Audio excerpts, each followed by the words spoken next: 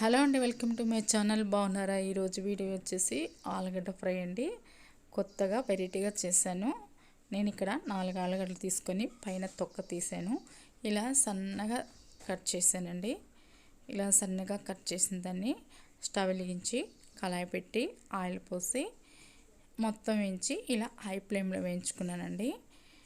ఇలా హై ఫ్లేమ్లో వేయించుకున్నప్పుడు మనం దగ్గర ఉండాలి, లేకపోతే అసలు ఆలుగడ్డలు వెంటనే అడుగంటిపోతాయి కదండి. ఉప్పు కూడా వేయొద్దండి. ఉప్పు వేయకుండానే ఇలా వేయించుకోవాలన్నమాట. ఇలా కలర్ మారిన తర్వాత వెంటనే పసుపు, ధనియాల పొడి, సాల్ట్, ఎల్లిపాయ కారం అప్పటికప్పుడు దంచి వేసానండి. ఎల్లిపాయ కారం చాలా బాగుంది. ఇలా ఎల్లిపాయ కారం వేసి మొత్తం కలుపుకొని ఇలా వేగనివ్వాలండి. తర్వాత కరివేపాకు వేసుకోవాలి. మనం దగ్గరుండి వేయించుకుంటేనే అడుగంటదండి. నేను ఇప్పుడు లో ఫ్లేమ్లో పెట్టాను. చూడండి, ఆయిల్ పైకి తేలుతుంది.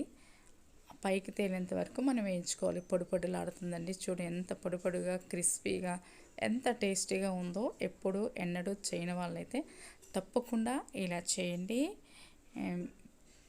చాలా టేస్టీగా ఉంటుంది. పప్పు చారులో చాలా బాగుంది. టమాటా చారులో కూడా చాలా టేస్టీగా ఉందండి. చాలా క్రిస్పీగా ఉంది. అసలు ఉత్తదే తినేస్తారండి, అంత బాగుందనమాట.